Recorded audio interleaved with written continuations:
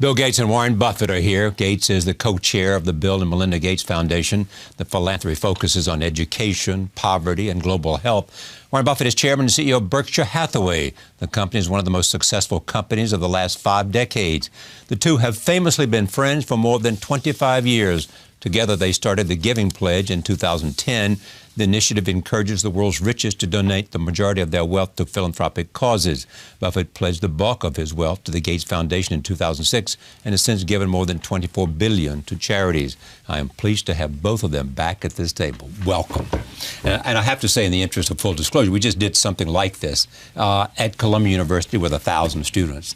You do this before. There is something special about the curiosity and the interest of young people, wanting to know how do they learn from you, wanting to know if you were starting over, what would you do, wanting to know about values.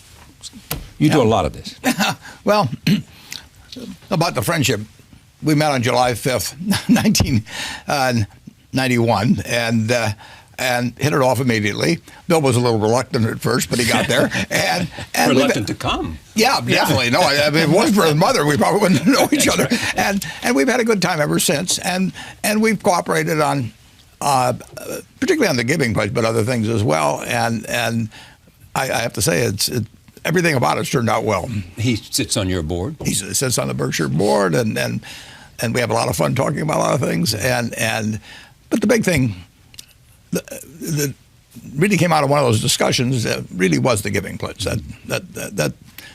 That's worked out so much better than I ever anticipated, Charlie. I mean, I thought if we got 30, 40 people, you know. And how many have you? I think we're 156 or something like that. And the people, and now we've gone beyond the borders of the United States, which I didn't feel would originally happen. And people are learning more, our members, about effective philanthropy. They're learning about things that didn't work. They're learning about how people handle within their families, wealthy families. And it's worked out so much better than I would have guessed 6 years ago or 7 years ago. Both of you have made the point that there are a lot, because of success in technology, there are a lot of people with a lot of money who are much younger. Yeah, it's a great thing that these companies are doing so well. And as a group, I'd say it's a particularly philanthropic group. I didn't give huge gifts until I was 45. Some of them in their 30s are already doing amazing things. Why and were you, if the word is reluctant to give early than that? I hadn't taken the time to understand where the huge payoffs were. And I was pretty maniacal about Microsoft. And only in my late 30s, with some encouragement from my wife, Melinda, did I start to study it, talk with her about it. We knew we would do it by the time I was 60, but as we were doing that learning, we decided we should accelerate it. And we found a lot of ways that we thought we could have high impact.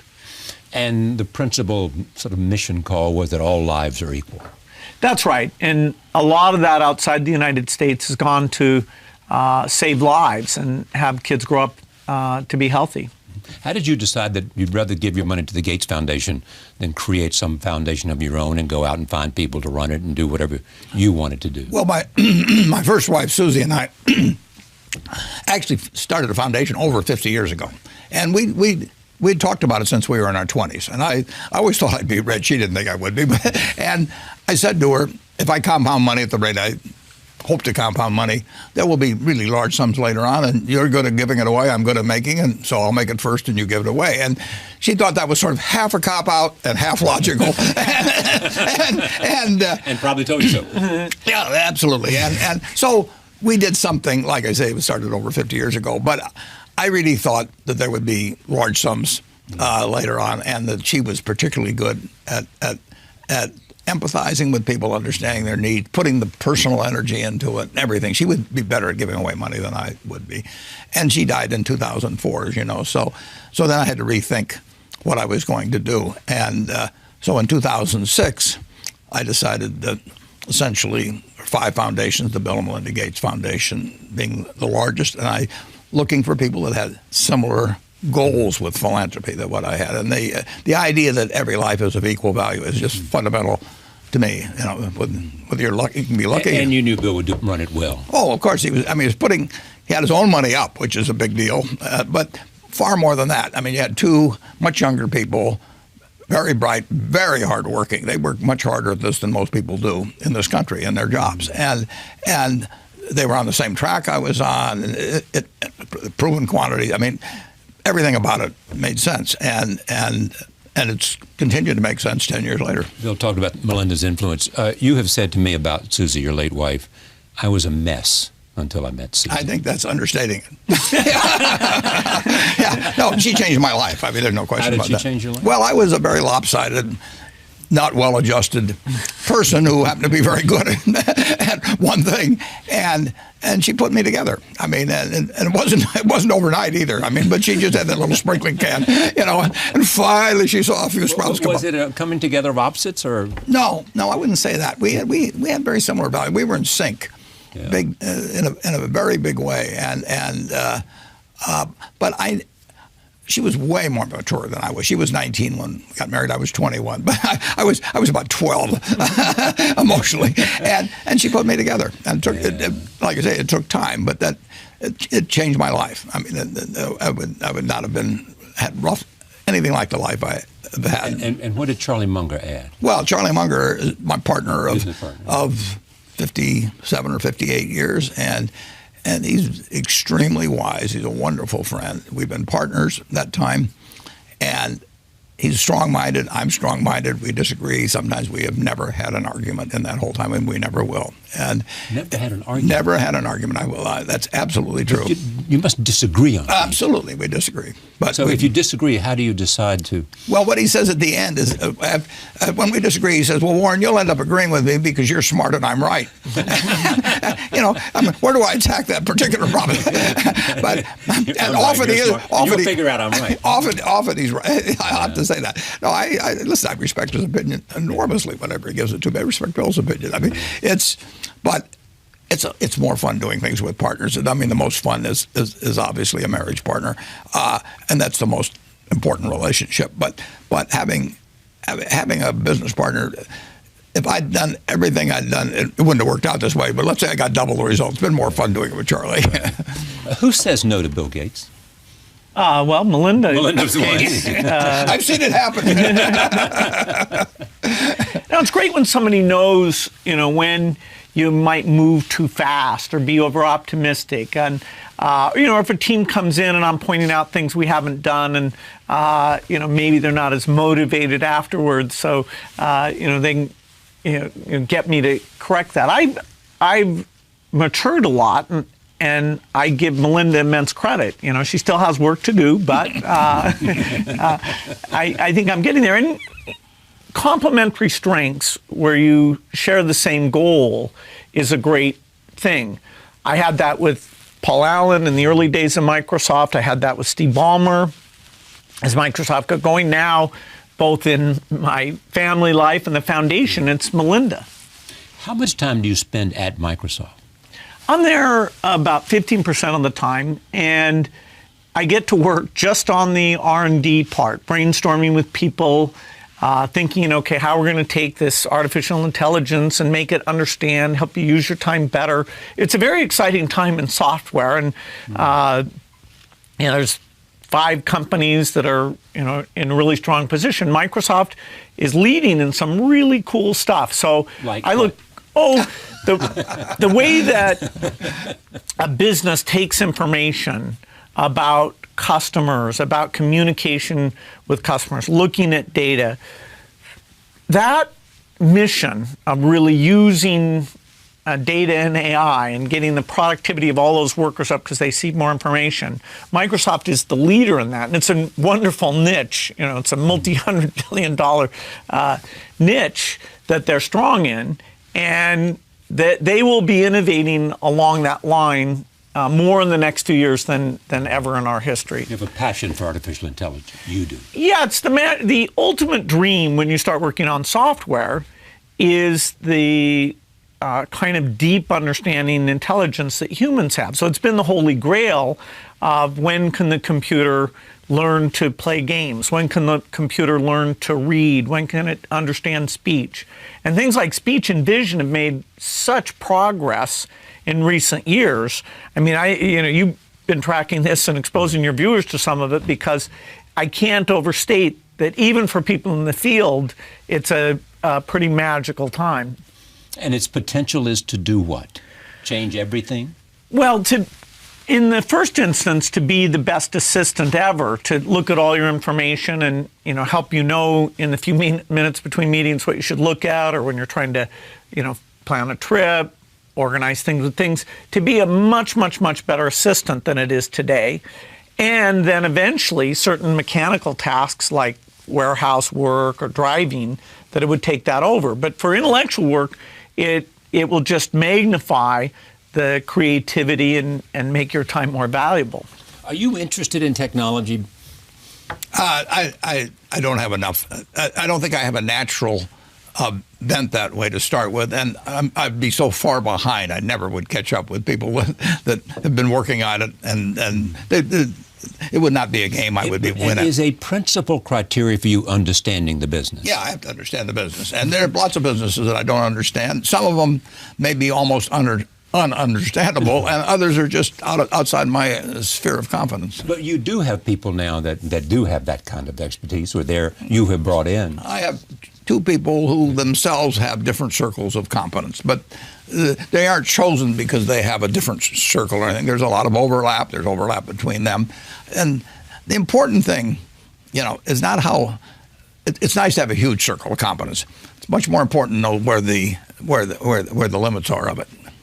You can do very well if you only understand 5% of the businesses in the country, and find plenty of opportunities. And you know which five. That you've got the 5% are in that circle. Yeah. I mean, you made a huge purchase in 2016. Precision was bought in 2016. Yeah, it was bought in 2016. $37 billion. Including debt, 33 or 4 billion of cash, and assumption about 4 billion of debt.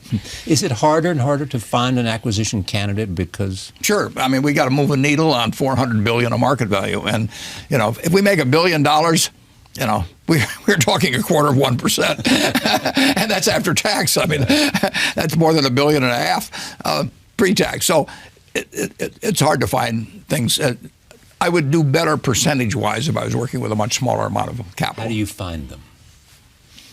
It's interesting. I'll get a call. I'll be sitting thinking, and I mean different things. In terms of buying private businesses, it's because I get a call from a private seller. But occasionally, I just decide to act, and we never do anything unfriendly. But in terms of buying whole businesses, but I mean, are there people who know you and are close to you on the lookout for you, or not much? It's unlikely that. Well, Charlie, we've net bought $12 billion of common stocks since the election. Now it's in my mind which ones I pick. Now, the guys that work with me, the two fellows, they probably bought a little bit or sold a little bit too. But those are ideas that I've either come at it from a different slant in some way or whatever it may be. Is airlines one of those? Well, it was shown. I won't tell you anything. We're buying or selling now. It was shown on September 30th that we own some airlines, some stocks. And so, why did you do that? Well, that I won't get into. But it was in large part my decision. The old joke is, as you know, absolutely. How do you become a millionaire? Start as a billionaire and buy an airline. There's no question that it's been a graveyard for a lot of money. Yeah. But transportation has been something. Yeah, but they're not related. The railroads and the airlines are not related at all. They're different kinds of businesses. You can't move the track. You can move planes around, and you can't go into. I mean, airlines attract people just by there's a certain romance to it, like Hollywood does or something, and so you can actually go into the business. And more than 100 airlines have gone broke, in the last 20 or 25 years or something like that. So it's a different sort of business. How has knowing Bill changed or influenced or enhanced your sense of of the way the world works? Well, I learned from him. I like to learn from all friends, and Bill happens to be a particularly good source. But that's the fun of having friends, Charlie. Yeah. I don't think I would. It'd be hard for me to be a friend with anyone that I don't learn something from. And they probably get kind of bored with me, and I get bored with them. Who's that guy talking about stocks? And Bill, what have you learned from him, being associated with him? Well, sitting on his board immense amount. He wrote an article for Fortune magazine that I read before I met him about that it's not necessarily a good idea to leave large sums to your children. So that was pretty fundamental, and I remember reading that, and I was convinced that was right, and it meant, wow, now you have to think of how to give it away. I also remember Warren showing me his calendar, and I love this. I had every minute packed, and I thought that was the only way you could do things. And the fact that he is so careful about his Can I show this to the audience? He has days that there's nothing on it. Absolutely. Yeah, I'm trying to show. The best one. And this is October. It's very high tech. Be careful. You might not understand. I'm going to hold. I'm not going to show the thing. But this is the week of April, of which there are only 3 entries for a week. Yeah, there'll be 4 maybe by April. File tax. So that taught you what? Not to crowd yourself too much and give yourself time to read and think and that you control your time, and that sitting and thinking may be a much higher priority than a normal CEO who, there's all this demand and you feel like you need to go and see all these people. It's not a proxy of your seriousness that you filled every minute in your schedule. And people are going to want your time. And it's the only thing you can't buy. I mean, I can buy anything I want, basically, but I can't buy time. And so to have time is the most precious thing you can have. I better be careful with it, man. There's no way I will be able to buy more time. And living in Omaha makes that easier. That makes it a lot easier. I for 50, whatever it is. Well, then for 54 years, I've spent 5 minutes going each way. Now, just imagine that was a half an hour each way. I know the words to a lot more songs, and that's about it. It adds up, doesn't it? Yeah, it really adds up. Add up. No, if you're talking an hour a day difference coming and going, and that's 2.5% of the person's work week. That means 40 years. You're talking about a year. Do you agree politically? On almost everything. A general sense that you've got to keep the economy turning up, greater output, and that you have to allocate it in a fair way. Yeah, that basic framework we see very much the same.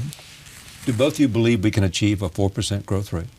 That's pretty high. High. But we just, like 2016, I think the last quarter was like 1.6 or something. Charlie, a 2% growth rate, if we have a little less than 1% population growth, which we probably will, in one generation, 25 years now, people have kids a little later, will add 19,000 per capita, family of 4, 76,000 to real GDP. So there will be family of 4 on average. There would be 76,000 more stuff per family of 4 in one generation. I mean, we are going to have more, and the goose is going to keep laying more golden eggs. I mean, and we've got a wonderful system. Well, but there are certain things that could get in the way of that. 2%? I think we'll do 2%. Well, you'll do 2%. Yeah, and 2% will produce miracles.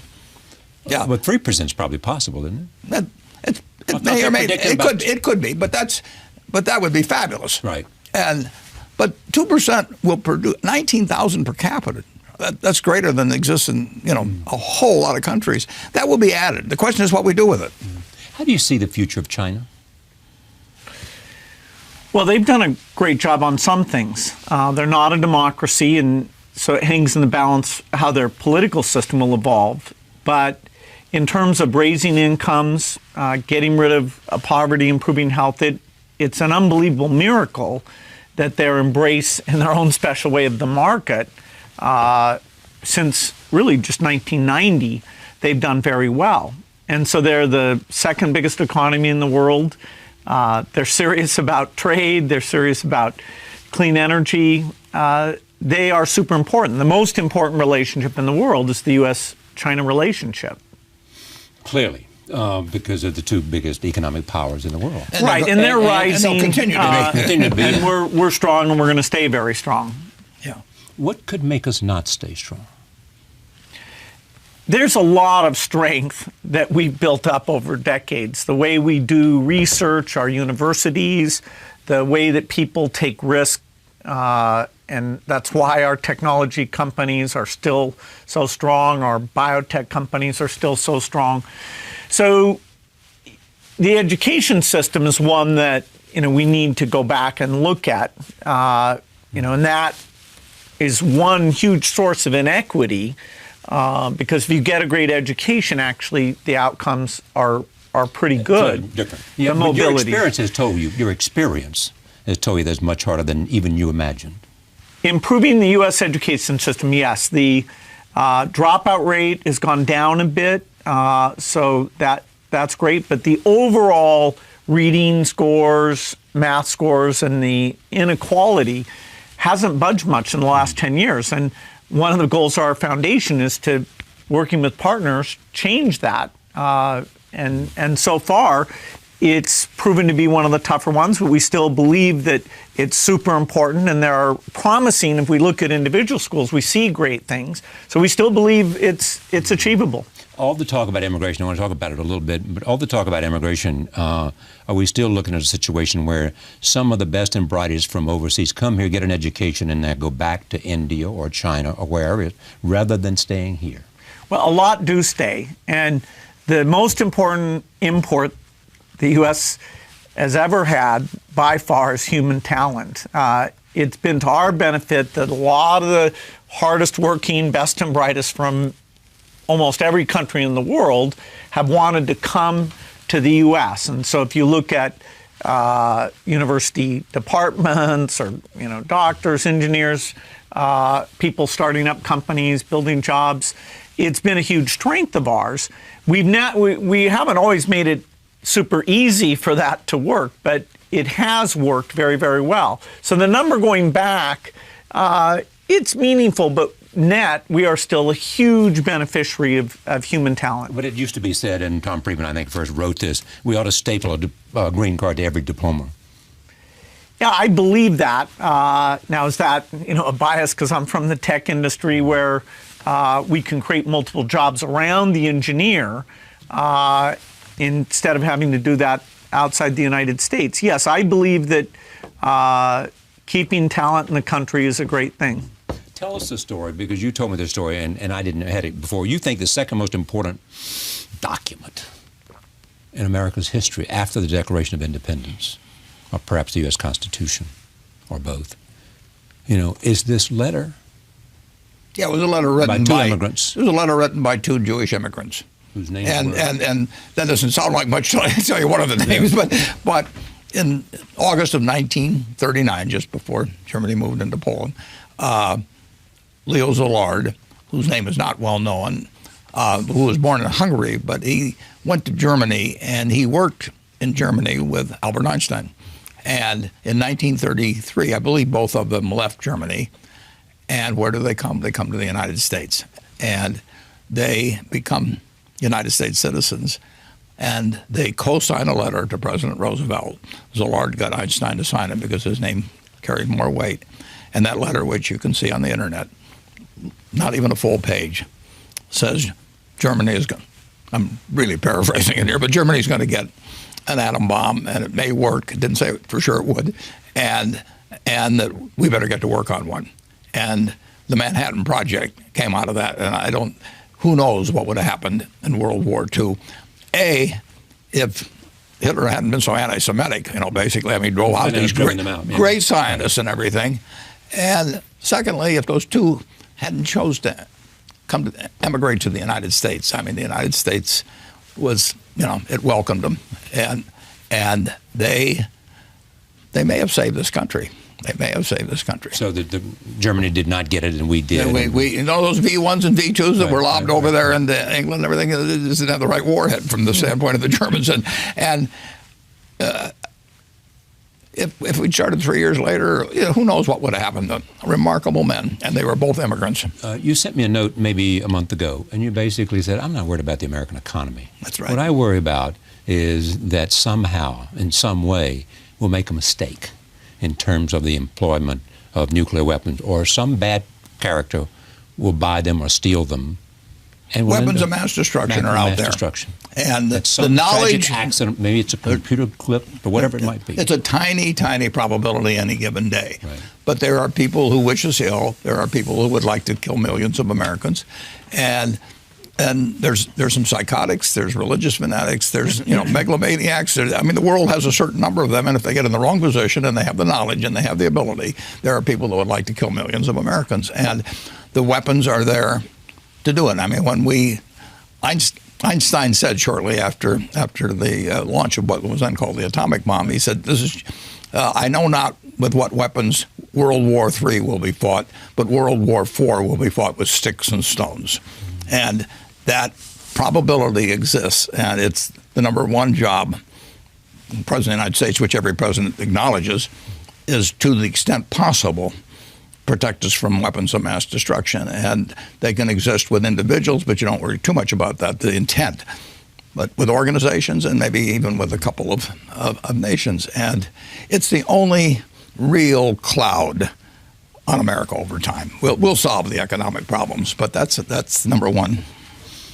You agree? I agree, and it's not just nuclear weapons. No. The bioterrorism piece is also quite daunting. And what's the bioterrorism piece? Well, in an extreme case, somebody would reconstruct, say, a smallpox virus and have that spread, and it would not only kill millions, it could potentially kill billions. And there was on the op-ed piece in the New York Times within the last about 2 years. I checked with Bill because I don't understand this stuff well enough, and he said, yeah, it makes sense that in terms of being feasible. And it was basically about reconstituting smallpox. There are people in the world, or maybe organizations, probably are organizations, that would love the idea of creating a smallpox epidemic. And how do you prevent them from doing that? Well, you want to have surveillance to catch it as soon as you can. You want to have medical tools where you can create a vaccine and protect people.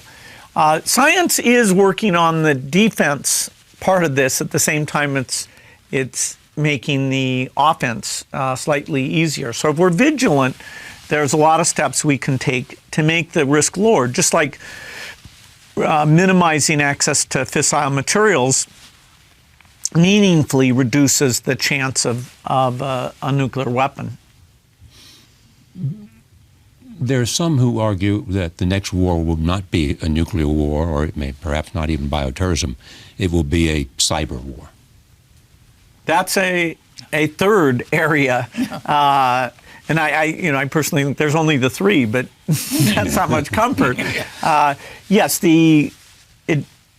a modern society depends on electricity and communications and information flow.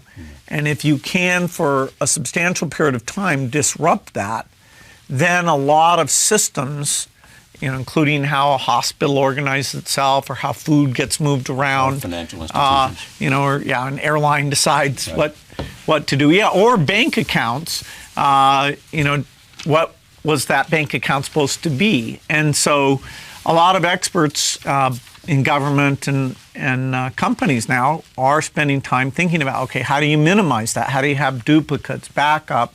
A lot of sophistication going into that. Can the United States risk a trade war with China or with Mexico? Or will it have a significant It's not a good idea. Not a good idea. Trade benefits. Yeah. The problem of trade is that the benefits are diffused and invisible. So you don't walk in and buy a pair of shoes or some underwear or anything, and it says you just saved 12% because this was purchased somebody. So 320 million people are buying things. The bananas come from Central. They're buying things cheaper than they would otherwise. But the harmful effects, taking somebody out of a job they've had for 25 years when it's too late to retrain them or anything, they're very specific and terrible. Now, what you want to figure out a way is to keep the societal benefits and take care of the people that really are they're the roadkill, basically, in this. And there will be roadkill. I mean, there's no sense kidding yourself. I mean, we started with a textile mill at Berkshire. Half our workers only spoke Portuguese. They worked in hot conditions, loud conditions, and they spent 20 or 25 years on looms. When textiles moved elsewhere, their lives, economic lives, were ruined. And that is going to happen. That is part of trade. And the benefits, somebody buys whatever textiles we were turning out, handkerchiefs or anything, they may buy them a little cheaper. And we've got to keep the trade benefits everybody, us and them. As a society, it penalizes certain people terribly. And we've got to take care of the people that are getting hurt because we've got the resources to do it. And take care means what? It means that somehow you have to have some kind of, you got to have retraining and all that when that's feasible. But it isn't feasible when you only speak Portuguese and you're in New Bedford and you're 55 years old and you spent your whole life on a loom. You've got to make sure that person has an income that's commensurate. We can do it as a society, and we don't want to let the individual case prejudice against trade that benefits everybody, but we also don't want to say because everybody's benefited, to hell with this guy. We're rich, we can afford that, and we should do it, and that's how we'll get a good trade policy. Did you appreciate, Bill, the economic insecurity that was out there that Donald Trump was able to tap into politically? No, I'm not an expert on political sentiment, so I was no better at seeing those trends than other people. Or with Brexit and Britain. Again, I was surprised by the Brexit vote. Yeah. And the notion of the populist uprisings that are taking place in a sense of feeding off of that. Well, there's no doubt that younger people and urban people, in terms of their social mores and being seen to benefit relatively more from the new technology and things that are out there, there is somewhat of a divide there. The fact that that would lead to these political results is a bit of a wake-up call to say, okay, what is, in terms of economic and social issues, or can we, by improving medicine, improving the education system, can we take what the negative views are there and engage in uplift their views of the future? To me, the greatest surprise of all isn't how people voted, because I didn't think of myself as having expertise on that. But this general question, when you say, will your children be better off than you? I believe their children will be better off, but the fact they don't feel that way, that the improvements in health and the new products that will be available to them, and what technology enables them to do and all of that. Right. That is a concern, because if people don't see the arrow of time pointing towards greater things, the idea of doubling down on more research and taking the best education and getting that spread around, it creates a sense of malaise where you don't have the guidance to, hey, some things are working, let's do more of those things. Yeah. But the question I ask also is, could America lose? I mean, if you look at today, we have the best military, we have the best economy, we have the best universities, we have the best talent, and we have the best spirit of innovation and creativity. Could we lose that? I don't think we would. No. I think the odds of losing that are very. This is what you call the special sauce. We've got the special sauce, and we've still got a special sauce.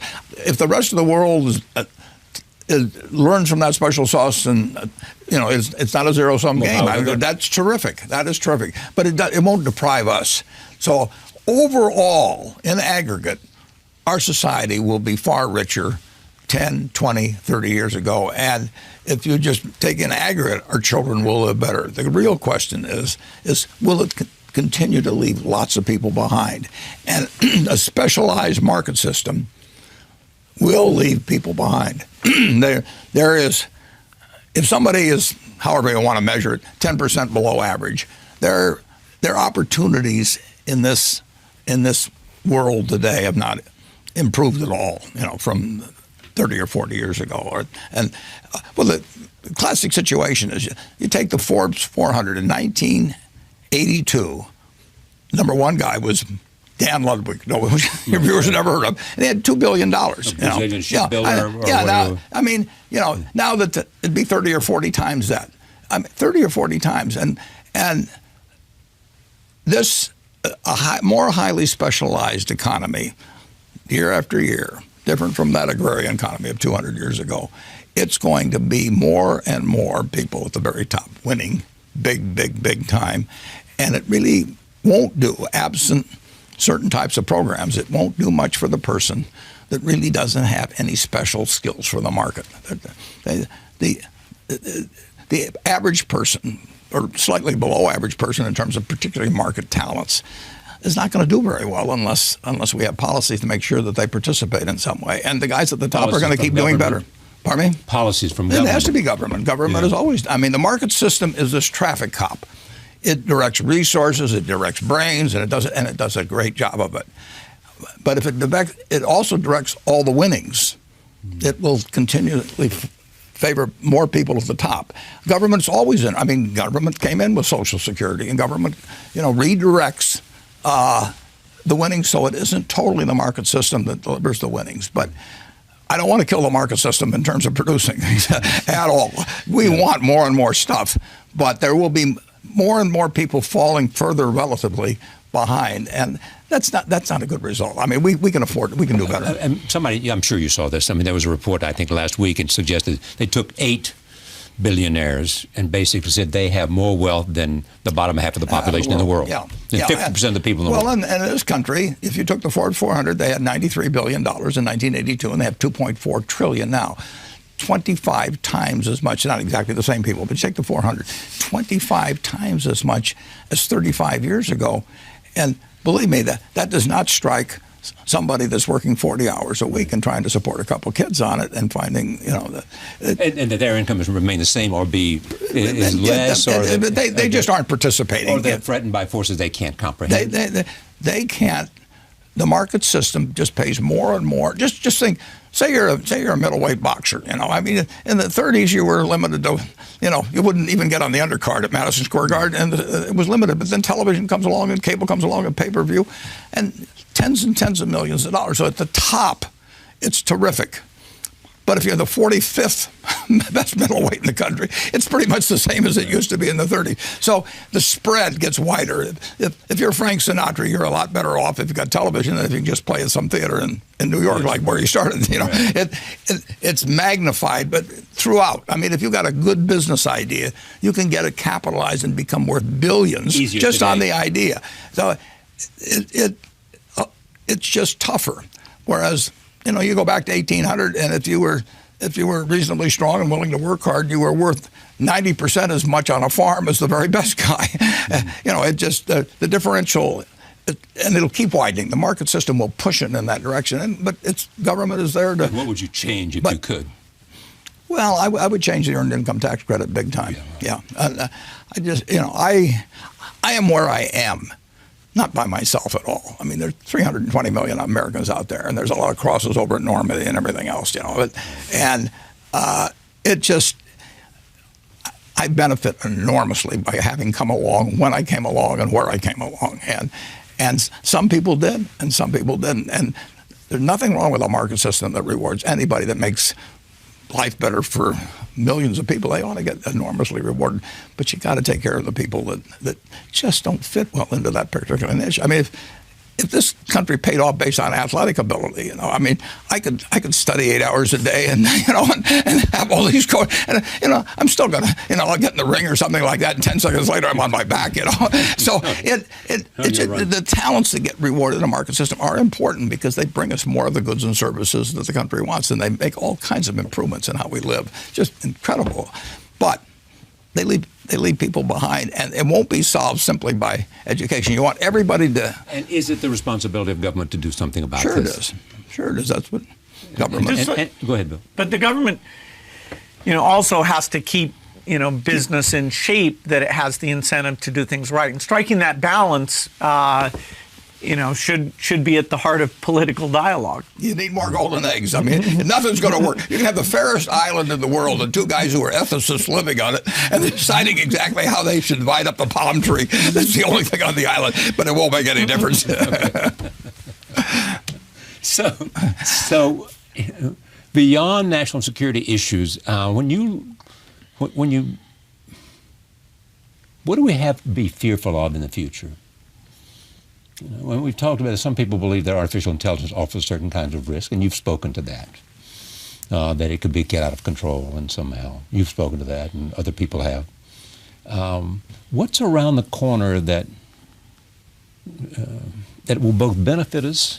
Artificial intelligence is clearly one of those things too, but also offers a scary world, whether it is gene editing or what of that kind of. When you think about these things. Yeah, gene editing is a good one, where the promise of helping with disease, making plants that are more productive. Gene editing is, playing with the software of life, of the ultimate software work. And yet, deciding exactly how it should be used. If you could make sure your child was thin or, attractive or had certain other characteristics, is that an appropriate use of the technology? And so society will have some. Answer that question. I'll volunteer for the beta testing on that one. I'm serious, Bill. How do you decide that? Those are government. Is it government questions? It's the whole thing about that. If there's some balance between freedom and security, and what came up in terms of, even in terms of getting inside of a phone in which a terrorist might have left future possible terrorist acts, Well, that's another one where, making sure the government isn't completely blind to what goes on in financial transactions, communications, because you trust that the appropriate policies for when and how government's ability to see information is used. That's another one where there'll be a big debate about, some extremists might say, government really shouldn't see anything. Others would say government should see everything. But I think there's the potential for a best of both worlds approach. If in fact there's some appropriate procedure to get. Right, and we have had procedures. Right. And, some people feel that even so some things went on. So there are voices out there that would tend towards hey, let's not let government see things.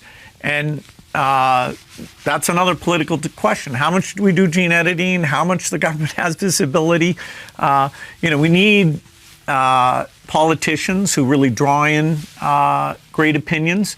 Running a healthcare system and deciding when people are inventing super expensive treatments, should healthcare demand so much of the economy that investing in education and social services and those things, that'll be another huge problem that will be debated in the political arena. Who has healthcare right? Who's got healthcare right in your judgment? The European countries. Scandinavian or? Well, the UK spends about half as much as a percentage of GDP as the United States. Now, their system has weighting and things like that, but it's hard to express what a mammoth difference that is. I mean, you're talking about almost 9% of GDP difference. That is 1 out of 11 people who go to work every day are the extra healthcare activity here in the United States. So I'm not saying we should just wholesale adopt their system, which is a single-payer system. There are other really good systems that are not single-payer systems. Germany, Switzerland, France, they do quite well. It's one of the few things, access to medical care, is one of the few things that we actually do quite a bit worse than other rich countries. There's some like education that a lot of rich countries don't do a very good job on. This one is where we're sort of uniquely bad. Healthcare and education, we don't do it as well as other people, other industrialized nations. Most rich countries don't do that well on education. And there are pieces like top universities where we are absolutely the best in the world by a lot. So that one, we're more middle of the pack in terms of our achievement. It's healthcare access where you'd have to say we look particularly bad. Is there a ticking clock on global warming? Yes. Fortunately, it's not, overnight. The really big negative impacts are in the, 30 to 70 year time frame. Although it has already increased the chance of drought and storms, and we're seeing that. You can see a direct causation there.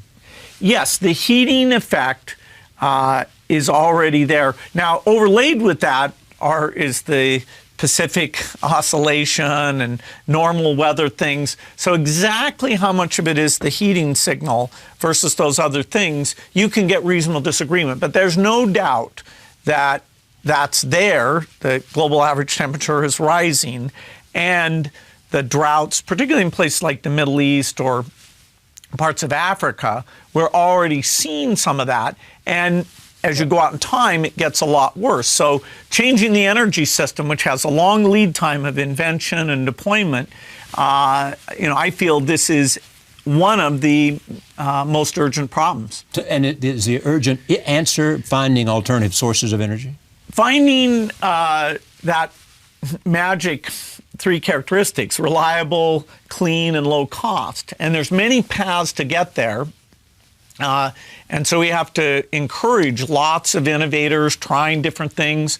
If you could take sun and turn it directly into gasoline, that would be an approach, because that can be stored 24 hours a day and even moved around very well. There's approaches that involve taking nuclear to a new level of safety and a lower level of cost, so that would be a key part of the system.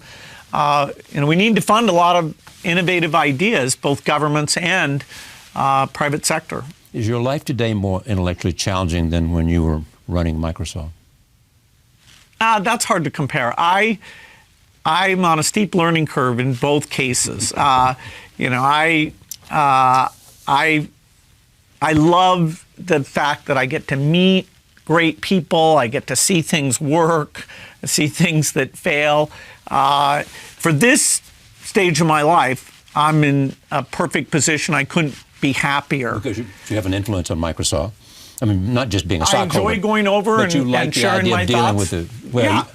And they, I get to keep up to date a little bit because of that. And we're using some of those digital enablement things, like to get cheap financial services to poor people all over the world, or to look at medical data. And so staying up to date on the digital piece helps me do my foundation work. I mean, you've said something akin to this. The average person today lives better than John D. Rockefeller did when he was alive. That is true. The richest man in the world at the time. Yeah. Lives better. You live better, and in terms of your entertainment choices, your travel choices. I mean, John, he couldn't buy them. And that's in one lifetime. It's amazing. What brings you the most satisfaction beyond family? Well, my greatest satisfaction is just staying in good health. I mean, when you're 86, you look at this a little differently. You're in good health? Oh, yeah. I enjoy every day. I enjoy. But what is it that you enjoy? Well, I enjoy running Berkshire. Yeah. I mean, if you get right down into my psyche, that's what I want to be. Yeah, no, it's been my painting for 50 some years. I get to paint what I want. I don't have to do follow what Wall Street is telling me to do next quarter or something like that. So I own the brush, I own the canvas, and the canvas is unlimited. Now that's a pretty nice game, and I get to do it every day with people I like. I don't have to associate with anyone that causes my stomach to churn. You know, if I were in politics, I'd have to smile at a lot of people that I want to hit. You know, you just don't talk to them. It's really, I've got a good deal. I'm hanging on to it. I often repeated the story. Brooke Astor once said to me, "I spent too much of my life worrying about what people thought of me, and then I only care about what I think of them now." Yeah, well, Brooke, I love Brooke. She was good. I only want to see people that I like. Yeah, and my business is, I'm lucky that way. I mean, business is so much easier than philanthropy. Philanthropy may be a whole lot more important, but in business, you're looking for kind of easy choices. You're looking for people that you like to associate with, and I mean, to an extent, I can create the world around me. You're saying to me, if somebody walked in your door and they want you to buy their company, and you saw it as a golden goose run by with a farmer I didn't like. I would say no. You'd say no, because even though you knew it would. Charlie, marrying for money is probably a bad idea under any circumstances, but if you're already rich, it does not make any sense at all. But the satisfaction, I mean, what's the metric of satisfaction? It's really doing a decent job of running a place that it's harder to do because of size, but over time. But it's working with a whole lot of people on interesting. It's like Gene McCarthy said about being a football coach. You know, I mean, it's just difficult enough to make it interesting, but it really isn't that hard. When you get all McCarthy said that? Yeah. Well, he had a way of getting people a little irritated sometimes. What brings you the greatest satisfaction, Bill? Well, I think learning things and making breakthroughs, you know, after all the great family stuff, that is a lot of fun. Every once in a while, if something really makes sense and you can teach people about it, share an insight, I think that's also very satisfying. You know, when I sit down with Melinda to write the annual letter, the idea of, okay, I've had a chance to see things. What could I share that is really succinct, that might be helpful to people? That is fun. It's hard. You know, it doesn't happen all the time. But between my learning and being able to share where I see, oh, this is really simpler than I thought it was, that gives me great satisfaction. I would say this too, Charlie. Now at 86, I mean, I've seen a lot of people that have gotten older, and I've never seen anybody that is 70 or pick an age who felt good about their children that felt bad about their life. You know, in all my experience. I mean, you've never seen anybody who felt good about their children that also felt bad about their life. Yeah. And I've seen plenty of people with lots of money where it hasn't worked out well in the family. They didn't feel good about their children. Or the children didn't feel good about them. You know, I mean, but whichever way. I mean, but in other words, they failed at the most important teaching job they had in personal relationship, and sometimes it happens for extraneous reasons. But I really have never met anybody, regardless of their economic circumstances, who felt their life was a failure. Who felt they'd been if their children had become if they love their children, and the children were doing. Yeah, absolutely. They felt good about what they brought them into the world when they their achievements and they felt like they had equipped themselves for the future. Yeah, I knew one fellow was extraordinarily rich.